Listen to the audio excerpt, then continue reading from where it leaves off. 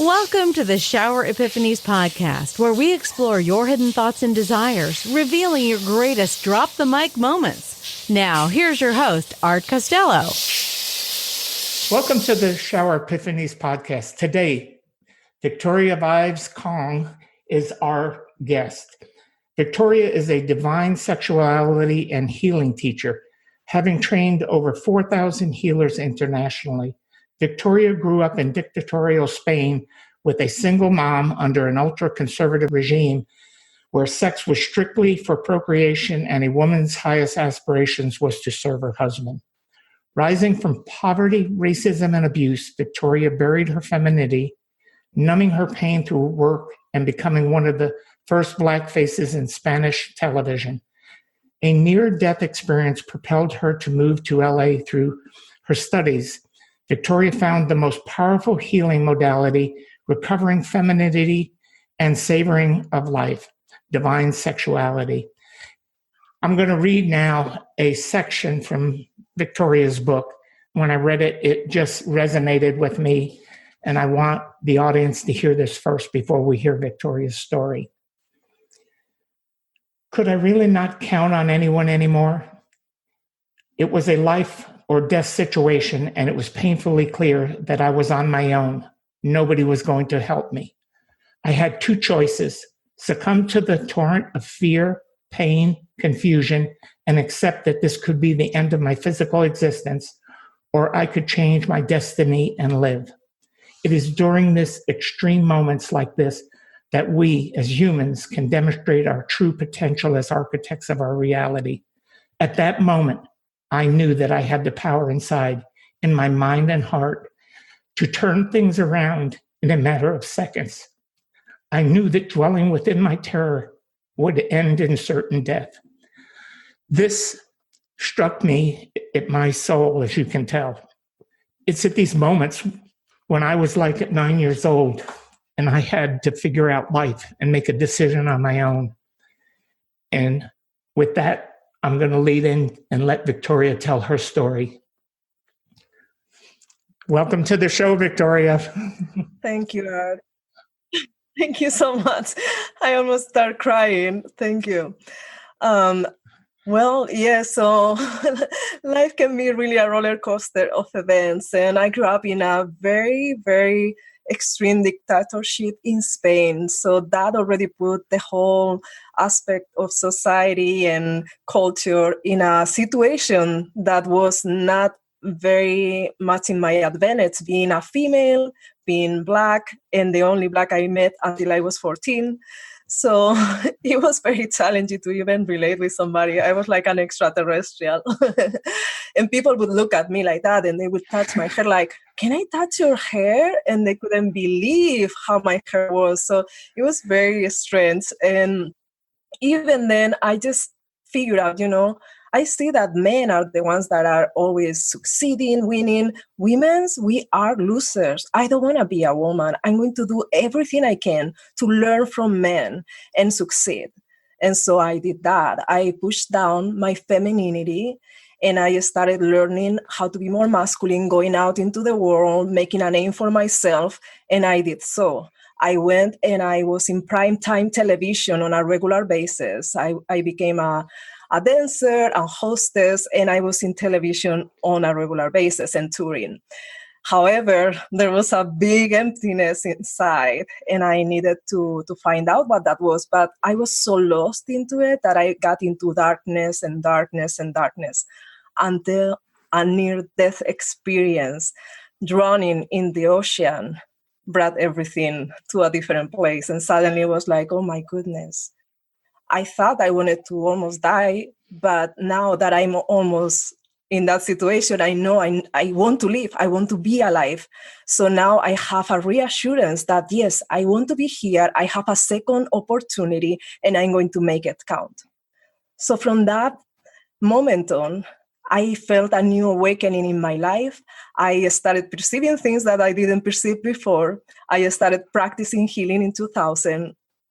And all of this got me into a totally different journey. But for some reason, that part of the healing arts was balanced for me with martial arts. So I went from being in all the dancing and television into being a martial artist, which brought me here to the US. And that was amazing because now I was working in Hollywood and appearing in films. And that was like a dream come true. I mean, imagine me, that poor little Black girl in a poor neighborhood in Spain. And now I was in Hollywood, living in Hollywood.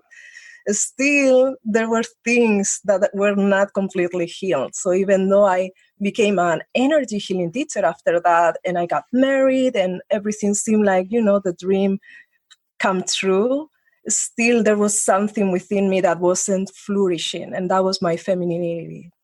So at that point, I started exploring and searching, even though I have Reiki and crystals and sound healing and shamanism, all of that was super powerful, but nothing really healed me from within like divine sexuality. And with that, I was able to really understand what is to be a woman instead to try to be a man. Like our society, sometimes I feel that invites us to be more competitive, and feminine qualities sometimes are not valued as much. So I kind of recovered that part of myself. And this was so necessary because otherwise, with my husband, it's so interesting because, well. I mean, I can see you and the audience can't. And you're very beautiful and in every sense of the word. And you have this just radiant smile. And I can't imagine in my mind you trying to be masculine. It's just crazy to me. But that I understand what you're saying. Yeah, you would have to really try hard to be masculine, believe me. There's something sometimes in us that just says there's more.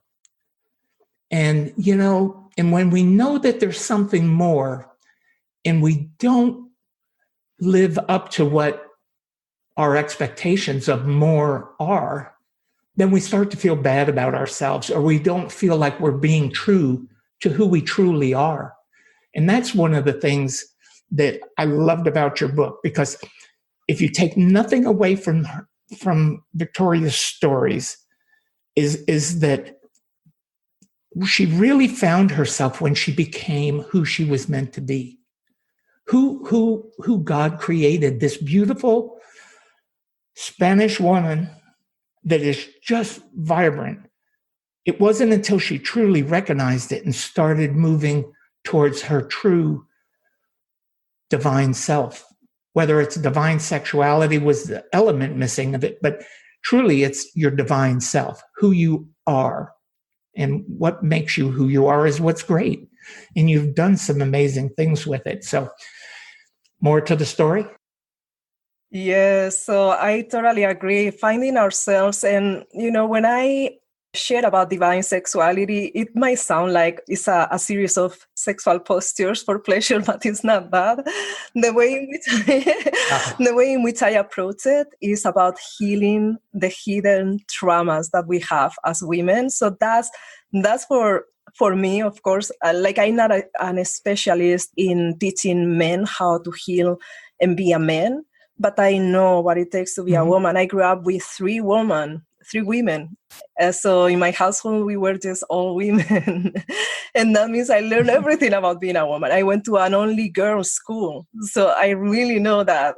And because of that, I realized and I found out about all the hidden traumas that we sometimes hold and don't allow us to fully flourish and express our true self. As you said, we need to express that. Sometimes we are looking at the stereotypes that are out there, or how we should look, how we should speak, but we need to truly be our own expression. Sometimes, all the other roles are already taken, right? Yeah, and it's one of the big things with me is that I feel that you really find true happiness in finding your true self and who you are.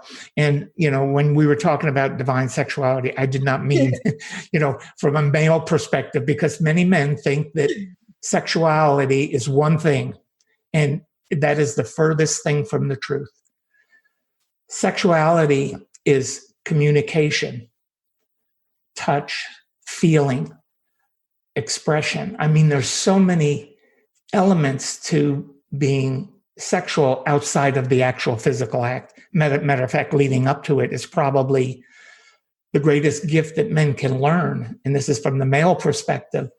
As soon as you learn that it is more than an act, that is a sharing of our spirit, our soul, and the union of the two in a relationship that is communicative, loving, caring, kind, all of those things that love's supposed to be, is when it really becomes the most powerful divine sexuality that there is. Yes, so. That sounds amazing. It's exactly it. For some reason, our media and, if we look into magazines or movies, the way they portray sexuality, it doesn't give us the real experience and what it can bring especially for a partnership. It's so essential. And sometimes we think we have to just perform in a certain way, whereas it's so much more than that. It's about true intimacy with oneself first, so that then we can actually join with our beloved. And what's really, really worrisome to me right now, that in the upswing of the internet with pornography, and it is the furthest thing from what sexuality is truly meant to be. And it's just a multi-billion-dollar industry on the internet, and it's teaching young men. And I'm actually very concerned about because I have 4 granddaughters, and and they're going to have to grow up with men who have this idea that they've seen on the internet, and that truly concerns me. So as a grandfather and as a parent, I teach my children to teach my grandchildren that they need to start teaching my granddaughters about the true meaning of what love is and what communication is, and so they can understand that there's something more to it than because they're going to have to fight off these guys at some point in their life. And we see it today. We see it all over. The need to have closure in any given situation is sheer human nature. And when it comes to romantic relationships, this desire skyrockets. Has your previously failed relationship left you in immense pain? It's not uncommon for people to shy away from a new relationship after their first one fails miserably. The fear of the unknown makes them hide in a shell to prevent any future heartbreak. Relatable? Despite wanting to love and be loved, you can't take the plunge if your mind and heart are still locked somewhere in the past. Maybe you aren't aware of the power of releasing the past, or perhaps you don't know how to do it. Art Costello in his online course teaches the art of moving on from bad places to happier, more stable ones. This course can change your life for good, helping you beat all kinds of negativity on the road to eternal bliss. Sign up now before the gloominess gets the better of you at expectationacademy.com. Absolutely. And I feel that for us women, sometimes we get into this body shame and feeling that we have to actually act like in those films, right? Because maybe they think that we should do that, or maybe we're not going to be as sexy or as attractive. Yes. So that's a big problem for us as well. And as I come myself from working in entertainment, I had to actually embody the being sexy in television and all of that, which, it doesn't have to necessarily be good or bad, but I came to be in a place where everybody around me looked in a certain way. And there wasn't a representation of the real world. So then when I left television and I started seeing different body shapes, I was like, oh, wow. There is different people and I'm not used to that. And I think that just the fact of us watching those shows on a regular basis, it just impact us in a way that is not positive. Thank God now we are seeing more plus size and different things. So it's becoming a little more inclusive. I'm so glad for that. Yeah. And with me, it always goes back to the same thing. When you live to the expectations of others and not yourself, it's just not good. You're not happy. you've got to live to your expectations. And that's why I teach what I do about expectations and having a healthy management system for your expectations, because if you don't, you're going to live to the expectations of others. And in Hollywood, boy, the expectations on actresses and actors and just the general public in the Hollywood. I used to work in the recording industry in Hollywood. And and when you talked in your book about Hollywood and Vine, I used to be at RCA Records a lot. So it's just down the street from Hollywood and Vine. And so I'm very familiar with it. But we have a lot of things in common. And I'll throw this one in. My granddaughter and my late wife, their name was Victoria. It's one of my favorite names. Ooh. Oh my goodness, let me share about this. You might know already, but you know that I hated my name. Can you believe that? And I just couldn't stand it. I couldn't even pronounce my name when I was small. It was like Victoria. I couldn't say it. I thought I had difficulty speaking. So I took it off. I changed it. So I transformed myself and I was like Anouk. I'm going to be Anouk. This is great. Now I'm a new person.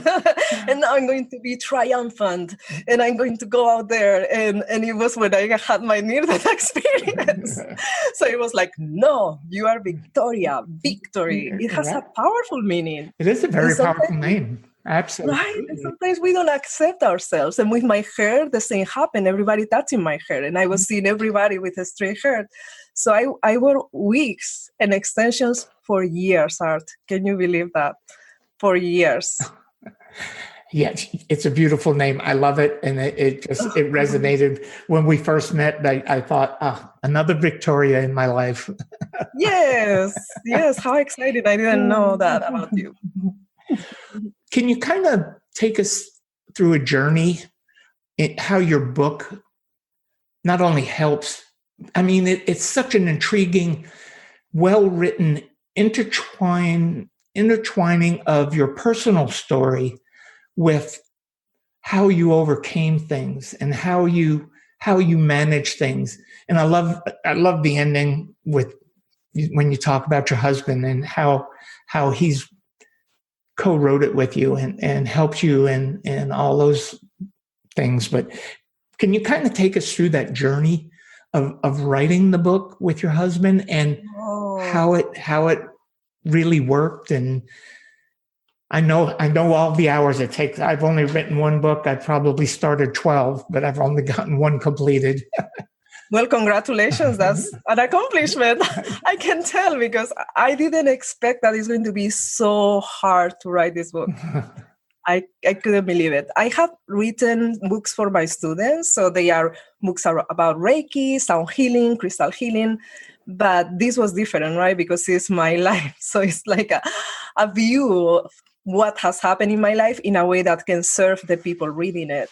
And then what happens is that my husband and I are from completely different cultural backgrounds and also very different ideas. Well, so to give you an idea, what is this? We have where is he from?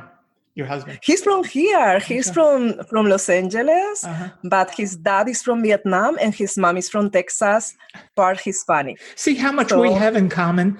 I'm a Vietnam veteran. I was in Vietnam. I was a Marine. And I live in Austin, Texas now. I mean, there's just so many commonalities that we have. But this is amazing. I love it.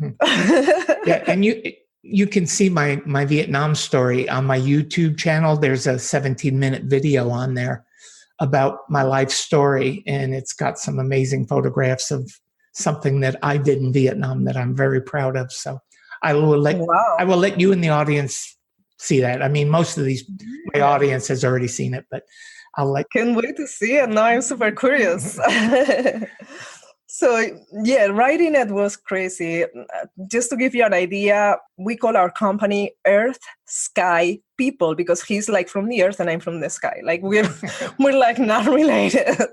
So anytime that we look at an idea, we see it from opposite perspectives almost. But the richness in this is that we can bring both together. So it takes a lot of work to be able to nail down the stories or the thing that we are working on, to see what is true from both perspectives. And this is what brings the richness to the book, so that whether somebody that is more esoteric and spiritual reads it, or somebody that is more intellectual reads it, they both can find information that they can relate to. So that was the work of art that we wanted to do, to just say, how can we make this make sense for people of all backgrounds? And also, my stories in Spain, for me, were normal. So for me, just to put an example, it was normal to see in television a commercial with little Black people that were peanuts covered by chocolate, and then a white woman eating them. So that for me was normal. Well, wow. What is the problem? And then I was in the street and they called me that because I was the only Black. So for me, that was normal. But when I presented to my husband, of course, this is not normal, Yeah. But when you grow up with something, you're like the fish in the water. So that was very rich to be able to work together. Can you tell us some of your story going and living in Spain? Because I found it truly enlightening and educational, and I don't want to use the word hurtful, but it hurt in a way when I read it, that you had to experience that, but then it made you who you are. It made you this beautiful spirit that is just out there. So can you tell the audience some of what it was like living in under the Spanish rule that you did? Yeah, it was very embarrassing. I just didn't want to disgust anybody. I didn't want to bother anybody, but I would just be walking in the street and a car would pass and scream at me insults. So everybody was looking at me, and I was a little girl. So I couldn't defend myself or do anything. So I didn't know what to do. In my family, my mom was in her late teens when she had me. So they didn't also understand how they could protect me or explain to me, don't worry, little girl, this is not about you. This is just because you're the only one like this. And people by nature, they feel like afraid or weirded out by people that is not like them. But for me, it was always, I would wait for people to come to me because I didn't know if they're going to just hate me just for my physique, because of my skin being different. And as you can see, I'm not very dark. No. I'm not like very dark. Like I'm whiter than some white, not white people, but in Spain, the ones that we consider white in Spain, I might be very similar in skin, but the fact of having my hair different and just a little bit more of the tonality, people really discriminated me a lot. When your hair, my hair is ringlets just like yours when I had hair. So when I was young, my hair was, it could just be like an afro. Really? Yeah. That's awesome. Yeah, it was awesome. I posted on Facebook some of the old pictures of me with my hair out like that. But I know and I wore my hair like that in the late 60s and early 70s.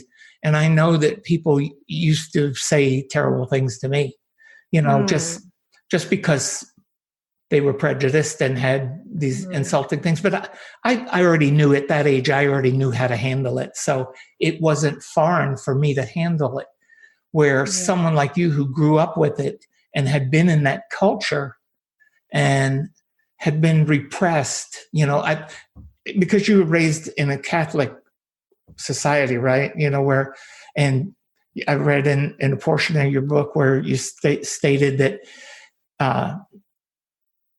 men and women's marriages were to procreate children, and that was it. And sex as a sin, basically, which is part of the work that I do now. Because seriously, the voices in my head every time that I would be with my husband were like, oh my goodness, I'm so ashamed of just even having relations with my husband. And that's terrible. It follows you through life unless you do something. So that was one of the big things that I was indoctrinated to believe that. Because being Christian, I love everything about Jesus and people being spiritual. But when you are imbued with those beliefs that sex is a bad thing, how are you going to have a husband? Right? It's like, yeah, I mean, how is your relationship going to be successful if you can't shed those views? But you know what? This is what's really important that I think that you and I need to get to the audience, for the audience that's out there, because there is a lot of sexually repressed people, women and men, who have this view out there, who don't know how and what steps to take and how to maneuver through it. And that's what you do. You help people come to grips with that.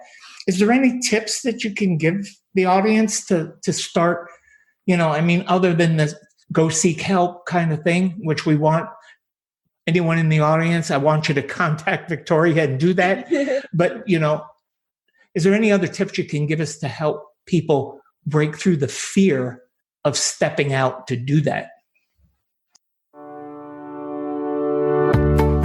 Has anyone ever inspired you to discover a happier, healthier, and more fulfilled you? It is a magical experience, isn't it? Inspiration is indeed very powerful, yet it's often undermined. It can lift you from the ground to the sky in no time. Have you ever thought about returning the favor by inspiring the people around you? If you don't think you have it in you, we have good news for you. Art Costello's online course has everything you need to learn to supercharge yourself and shape your character into a powerful personality. Get ready to discover your strengths and unleash the creativity within. Don't believe it? Check it out yourself by signing up for this life-changing course at expectationacademy.com. That's expectationacademy.com. Yeah, so first of all, the most important is to really understand that this is a conditioning that we have been programmed with since we were small. So we get used to it and we think that's the truth. And it's almost like a visceral response to just having sex. But when we start realizing, at least that's the first step, to make it intellectual and understand, okay, this was a conditioning, therefore I can have a different conditioning and it will become true in the same way. So that would be the first step, to just intellectually understand it. Of course, things don't end up there because intellectually is not viscerally, and viscerally is where we really, really make the transformation. So we want to make sure to start working with that. And actually, this last week, I wrote an ebook on how to go from the processes to heal and go into divine sexuality and the ecstatic experience. So I'm happy to gift it to anybody who wants it. I have it on my website if anybody would like to download it, for sure. Yeah, we'll include that in the show notes. If you'll send it to me, we'll include it in the show notes so people can get that book, because it's much needed. I know this is going to sound like a crazy question, but I was raised Catholic, and I went to Catholic school until the 6th grade. And then in the 3rd grade, I had a priest who was my instructor. And believe it or not, we were reading Shakespeare in the 3rd grade. And one of the most, I don't want to say bizarre, one of the most hurtful things that a priest ever did to me was, I was sitting in the class and I looked out the window because they were working on the windows of the church. And they had these big stained glass windows and they were lifting them up with a crane to put them into to replace the windows in the church. And I was so enthralled by that. And I'm looking. And all of a sudden the priest caught me looking at it. He made me put my hands on the table, on the table of the desk. And then he took a cat and nine tail and he whipped my hands till they were so red and raw. It was unreal. And I went home and I told my mom and dad, I said, look at my hands. And my parents said, what did you do? And I said, I was looking out the window of the church and they were putting new windows in. And I wouldn't say the priest's name, but I said, Father so-and-so caught me and he whipped me. And I expected my parents to say, I'm going to go tell Father Curry never to touch you again, blah, blah, blah. Instead, they said to me, you must have deserved it then. And do you know, that stuck with me so much of my life. And what the church does to us sometimes is so impactful because we put priests and nuns in such high standings. And we also know now that many, many priests were not very nice men. Nuns could be every bit as mean as priests could. I mean, I'm very sensitive, I have always been sensitive. I've always shed tears very easily. I've always been in touch with my feelings. God created me that way. I don't mind crying. I'm not embarrassed by it. But the nuns used to say to me, because I would read a story in it could be the Bible or it could be a book we were given, and tears will come down my eyes. And they used to say to me, the nuns used to say, stop those crocodile tears. You shouldn't be crying. Boys don't cry, blah, blah, blah, blah, blah. And I could never understand it. I thought they were supposed to be compassionate. But it's probably what led me to leave the traditional church and when I gotten older. But did you ever have any experiences with priests and nuns that affected you? I have been so fortunate, Art. I loved the nuns at school, and I always loved. I was a very mild kid. I was like really, I don't know. I just loved the nuns. I did have an experience once, but when I was more adult. So that taught me that it's not about the religion itself, but about how each person practices it. Oh, absolutely. Because once I entered a church, and the priest was like, like telling us that we are sinners. And I was like, oh, wow, okay, I'm out of here. I don't need any more of this. And some people sometimes that are very strong in their beliefs, sometimes they might tell me that because of the things that I do, like Reiki and all of this, oh, you're going to burn in hell. And I'm like, oh, wow, that doesn't sound very spiritual to me to start judging me that I just want to help people in that way. So I feel that some people take it a little bit to the extreme and it doesn't become spiritual anymore, in my opinion. Yeah, and I think there are a lot of people that take it to extremes because I know you work with crystals and I know that, Reiki and all of those things. And I could see where some people would say, that's voodoo church kind of things, that's anti what we believe in and all that. But, the other part of it is whenever people do things that are extreme, it always seems to have a negative effect more than a positive effect. We hear about cults and we hear about all these, I could never imagine how all the people, I don't know if you're aware of what we call Jonestown, where people went to Guyana from San Francisco up. And these people committed suicide because the Reverend Jones had them drink this Kool-Aid that he had that just killed all the people. I mean, it killed like 600 or 700 people, I think. My goodness. And it was back in the 70s, I believe. But, people follow religious leaders because they trust them, because they believe in what they're saying and everything. And they're not always right. And what I want people to understand is that God gave us all the tools to be successful. He gave us all the tools to make the right choices and decisions. That's why he gave us free will. He gave us all of these tools.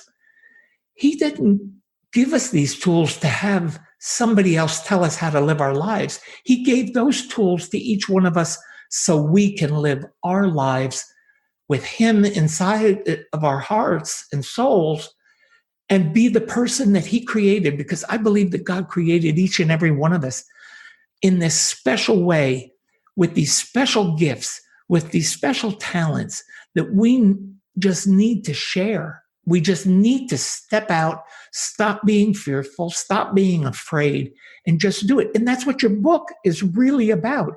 It just solidified it. And by the way, I've mentioned Victoria's book. It's called In a Matter of Seconds, a story to empower yourself into love, success, and manifestation. She's got it right there in her hand. I got it too, right here. So we have it. We want you to get it. But it really is, and the manifestation part of it is what I really, really loved, because I believe we are who we expect ourselves to be. That's what expectation therapy is all about with me, because I learned at 9 when I went up on that hill and laid on my back and had a conversation with God and asked what was going to become of me. And I lived that truth. I became who God wanted me to be. And, I'm getting old, and I'm 73 now. And What? Yeah. You don't look like 73. August 26th, I will be 73. And, Amazing. hadn't I lived the way that I lived to my true expectations, because I knew that that's what God expected of me, I wouldn't be living the journey I am now, And that's what your book is about. Your book is about living to your true self, which empowers you. And you can do that through manifesting the things and really believing. It's a belief system. Yes, many times I just think about how I grew up and the people around me, and I would see them in their brightest, highest light, like, yes, you can do this, yes, you can do that, and they wouldn't believe it. So that's the first as you say, expectation. If they don't even expect it, they are not going to take any step toward it. And what happens is that sometimes we just maybe look up at other people instead to look what we really want, because we are afraid we cannot make it happen. And I see us humans as all together, like humankind all together, in which each of us really needs to get into the role so that we all work together as an organism. Otherwise, it's like having a full body that has 20 lungs or 20 noses or 20 hearts. It's not going to work. We really need to trust that what we desire to do is going to be what brings us success, joy, happiness, and not only that, our only true gift to the world. And I see once and again people giving up their dreams, and it just breaks my heart. So I always think of a friend of mine, if I can share, that he started he was a fan of Michael Jackson in Spain, which, Spain is different from here. Here it would be more normal, but in Spain it was like he was a weird person, basically. But he was so passionate about it that he just pursued it with all his heart, and he put all his time, even though people would just like, whatever.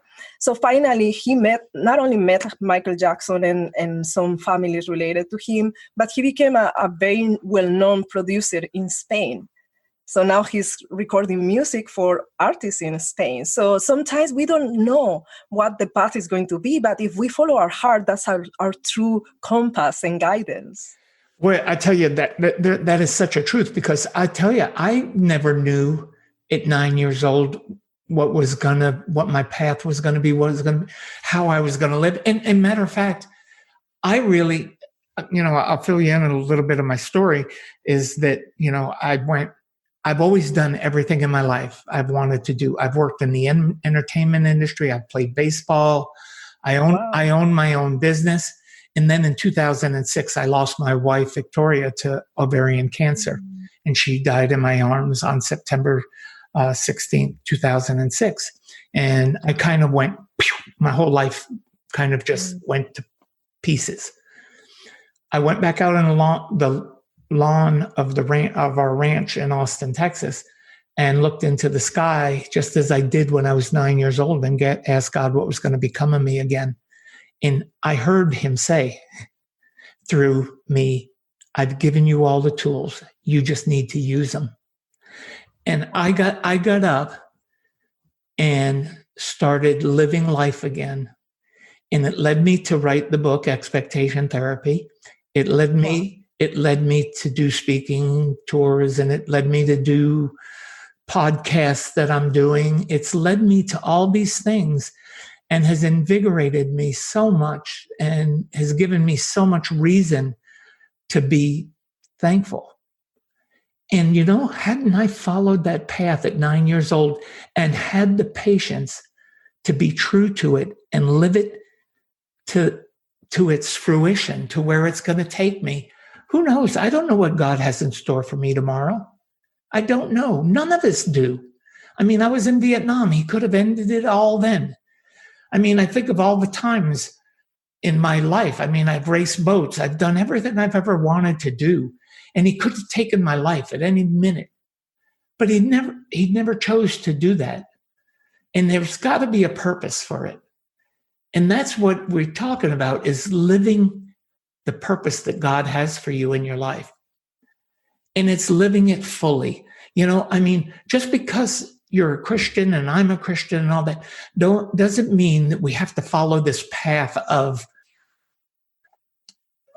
abstinence or all these other things that some people put on. They say Christians are stuffy shirts and blah, blah. They don't live life and all that. I'm telling you, this Christian lived life to the fullest. I've seen it all. I've done it all. I've enjoyed every minute of it. And I wouldn't trade it for all the money in the world. You're on that same path. You're a young lady and you've got a lot of life to live. And it's going to be fun, because I want to stick around till about 135 so I can watch all these people that I've interviewed and see how their lives have come full circle.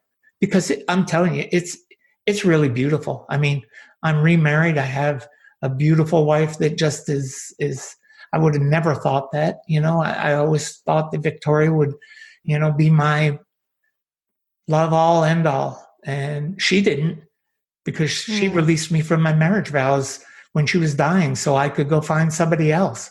I mean, what a beautiful thing to do. So. Don't know which direction you want your life to take?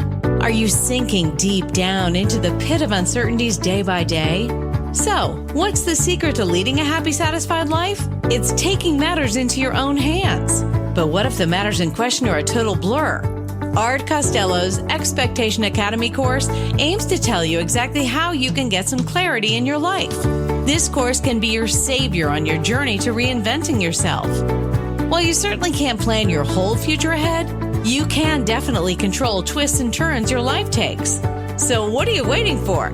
Sign up for this course now at expectationacademy.com. Get a chance to broaden your horizons and add meaning to your life.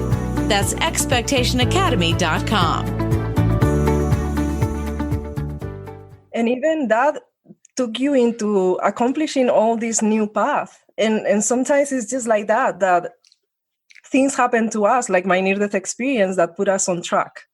And it's like, this is devastating, but are we going to just stay down, or are we going to honor what happened and just see what is next? What is that we can really give to the world? Because it's not about us, but it's also about what are we a channel for, so that the divine can come through us and then express something completely new that nobody else can express. So I'm in awe for your sharing and all that you have accomplished. That's amazing. I didn't know your story. Thank you so much for sharing.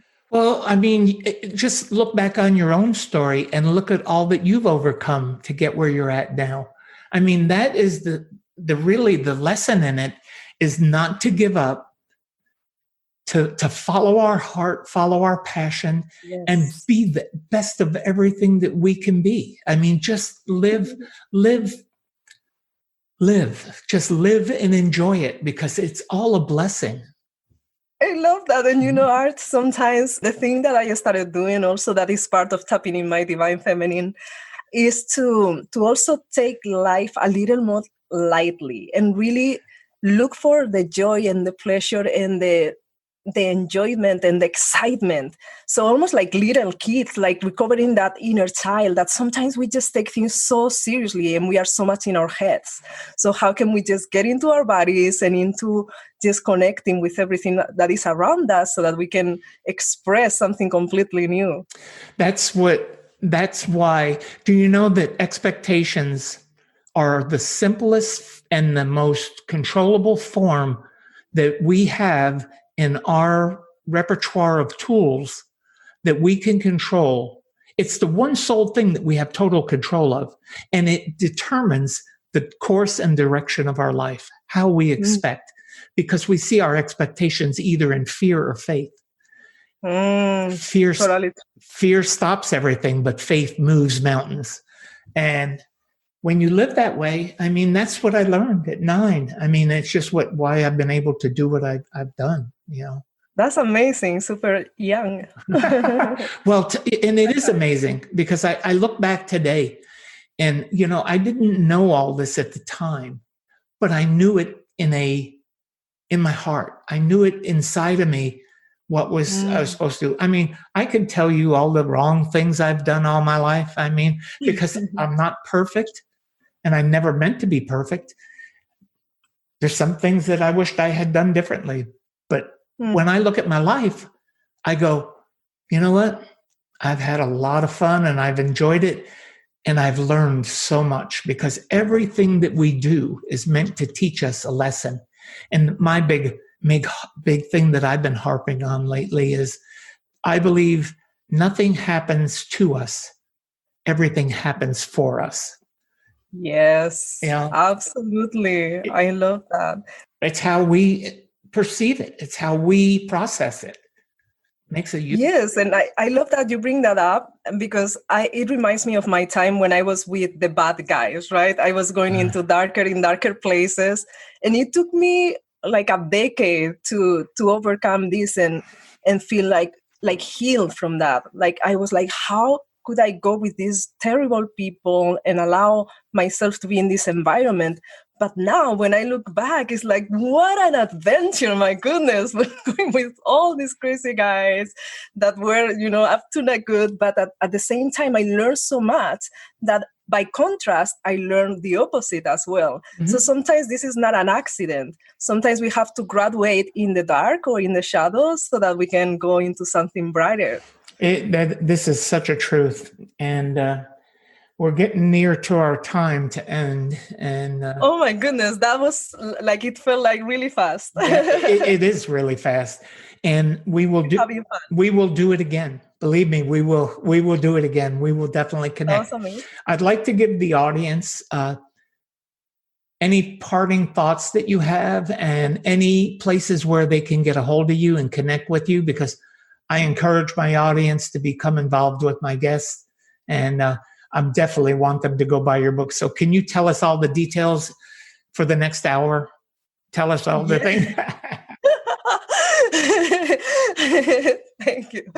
So the easiest thing to reach me would be to go to victoriavives.com. That is VICTORIAVIVES.com. So that's the best way where you can find my book and everything. If you want to get the free ebook that is going to help you to go from the shut off state, like feeling depleted, feeling in the sexual shame, into going into sexual blooming and really the ecstatic experience, then you can go to the same website, victoriavives.com/divine. And my thought for today, if I can just share with you something, is to really savor the day. Like we have these precious vehicles for our souls to experience all this beauty that this earth has brought. So even if we cannot go outside or, whatever you are, just take a moment to breathe the air and feel that freshness and just enjoy your senses. Make that count. Sometimes we are so trapped into our intellect, our work, but let's just take that moment today. What a way to end the show. I mean, this has been a great show. I think it's been a pleasure having you on. I'm going to encourage my guests and I'm going to encourage the audience to go out, get the book, support Victoria in any way you can, and she will change your life. She'll put the smile that she has on her face on your face, because she is a cutie. So with that, oh my goodness, thank you so much. This has been such an honor to be in your show. It's just such a pleasure. Thank you so much. No, it's been my honor having you. With that being said, everybody knows where they can get a hold of me. art@expectationtherapy.com. My website is expectationtherapy.com. All of Victoria's information will be on the show notes at Shower Epiphanies Podcast on Facebook. So look for the episode. It'll be coming out soon. And with that being said, we're going to let Heather White take us out of here. Thank you, everybody. See you next week. Thanks for listening to the show. Drop us your comments and questions with what you want answered on the show. You can subscribe on iTunes and Binge Network. You can also get more information on the website, expectationtherapy.com.